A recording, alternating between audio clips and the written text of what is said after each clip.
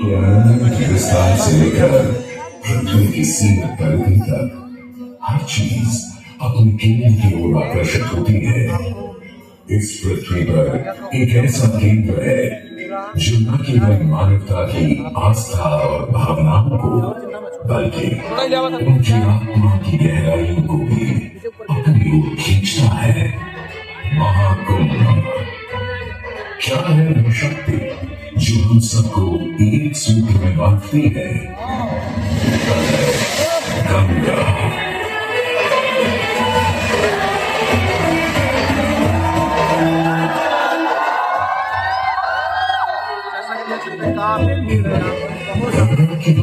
ये देखिए, आप सब देख सकते हैं क्योंकि गंगा कोई नदी नहीं है, आस्था की अविरल तरल धारा है गंगा। विश्वासों की वाणी में संस्कृतियों की सरिता है गंगा। और इस स्थान पर इस प्रयागों के राज में श्वेत रंगा गंगा का संगम होता है अपनी दो बहनों श्यामल वर्ण यमुना और अदृश्य सरस्वती से। और इस विलीन संगम के कारण ही यह जगह इतनी महत्वपूर्ण हो जाती है। गंगा के उद्गम के बारे में जो पौराणिक कथा प्रचलित है वो बड़ी ही रोचक और मनमोहक है। तो आइए क्यों न आज हम आपको गंगा अवतरण की कहानी सुनाए दिखाएं। गंगे का राजा पर करता था दम, उन्होंने पृथ्वी पर फैला था उसका ही आतंक। इसके आतंक को रोकने विष्णु ने धरा एक रूप, 52 अंगुल का बौना बनकर पहुंचे जहां का रूप।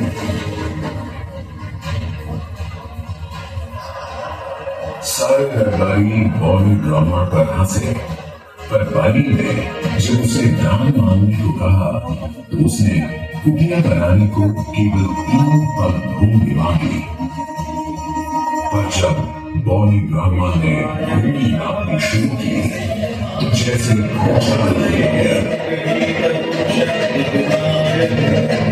वामन ने पहले पग में पूरी धरती नापी और अगले कदम से स्वर। ब्रह्मा जी ने भगवान विष्णु के चरण होकर उस जल को अपने में बन लिया।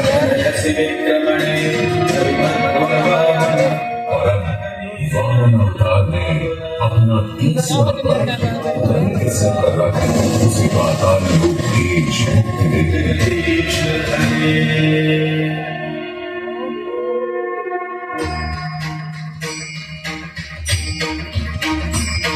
स्वर्गलोक में भगवान ब्रह्मा जी ने जब चरणामृत में हाथ डाला तो वहीं से निकल आई चंचल निर्मल धवल गंगा जी। पवित्रा क्यों चंचला, आज से तू मेरी पुत्री और नाम तेरा गंगा।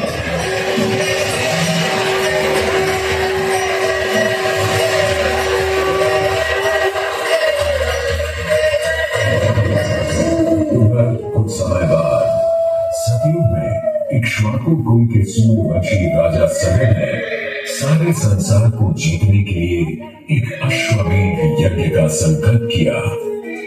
सुने सुने सुने सब सुने, यह जिन्ह पूजित देवरश्व जहां भी जाएगा वो भूमि राजा सगर की मानी जाएगी। यदि किसी ने इस अश्व को रोका या पकड़ा तो उसे सगर के 60,000 एक पुत्रों और उनकी लक्षाधिक सेना का सामना करना पड़ेगा। सुने सुने सगर का अश्व अजेय अपराजेय बढ़ता जा रहा था और स्वर्ण लोक में बढ़ती जा रही थी। देवेंद्र इंद्र की भूमिका डरकर वो अश्व को रोकने की युक्ति लगाने लगे। इंद्र ने राजा सगर के उस घोड़े को चुरा लिया और छल से कपिल के आश्रम में बांध दिया। घोड़े को खोजते हुए राजा सगर के 60,000 पुत्र महर्षि कपिल के आश्रम में पहुंचे। वहां घोड़े को बांधा हुआ देख क्रोधित पुत्रों ने कपिल मुनि को घोड़ा चोर समझा और उन्हें अपशब्द कहने लगे। वाचाल कुमारों, यदि कपिल ऋषि ने खोली आंख तो तपस की योगाग्नि से जलकर तुम सब हो जाओगे राख।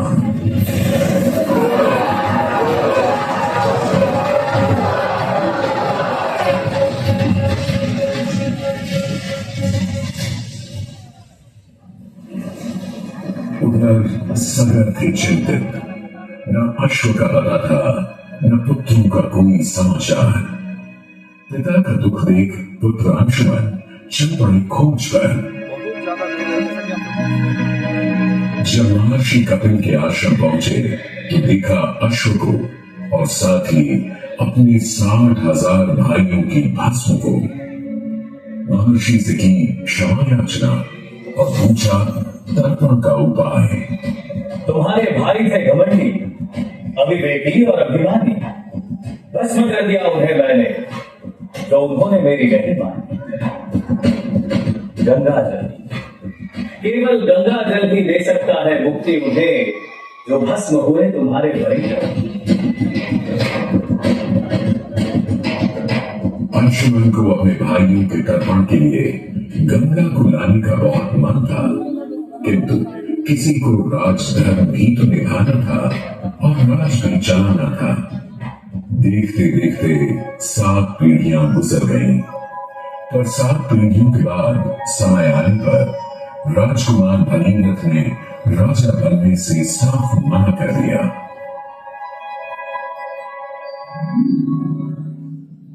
क्षमा कीजिए, क्या ये आवश्यक है कि राजा का बेटा ही राजा बने? मैं पहले तपस्या और फिर ब्रह्मा से गंगा को मांग कर पृथ्वी पर ले आऊं और फिर उनके पावन पवित्र जल से अपने 60,000 पूर्वजों का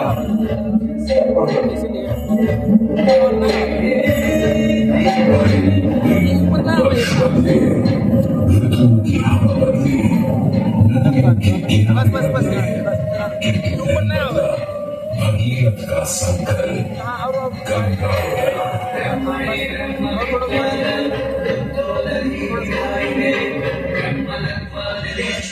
पुत्र भगीरथ, हम तुम्हारे तब से प्रसन्न है। बताओ क्या आशीर्वाद चाहिए? हे भगवान, मेरे पूर्वज के तर्पण के लिए मुझे आपकी पुत्री गंगा चाहिए। तथास्तु, किंतु यदि गंगा स्वर्ग से सीधे धरती पर गिरी तो पृथ्वी को चीरते हुए गंगा सीधे पाताल में पहुंच जाएगी। इसलिए तुम भगवान शिव शंकर को मनाओ ताकि गंगा जब स्वर्ग से नीचे उतरे तो वो उसे अपनी जटा में थाम ले। अब भगीरथ ने एक अंगूठे पर खड़े होकर भगवान शंकर को मनाने के लिए शिव शंकर का जाप शुरू कर दिया।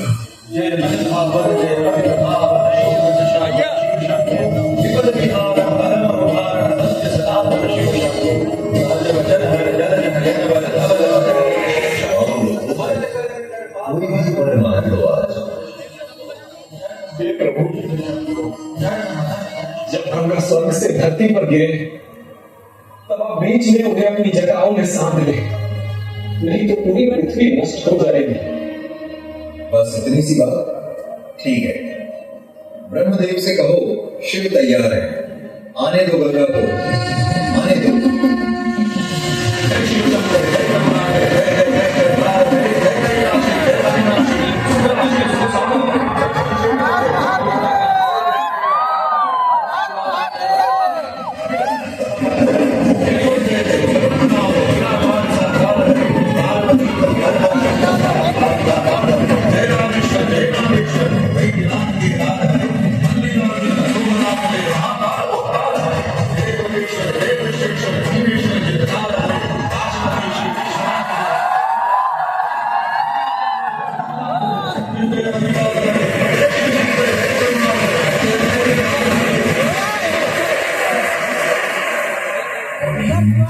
गंगा ने भगीरथ के साथ गंगा सागर जाकर सगर के पुत्रों का उद्धार किया।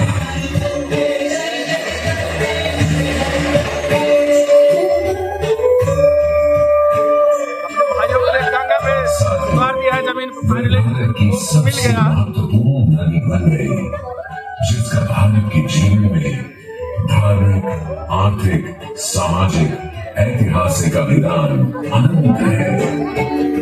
हे मां गंगे, हे जगदम्बे, हे मां गंगे। मोक्षदायिनी गंगा का यमुना और सरस्वती के साथ त्रिवेणी संगम मोक्ष का संगम है। प्रत्येक 12 वर्षों में ये महाकुंभ का स्नान करता है।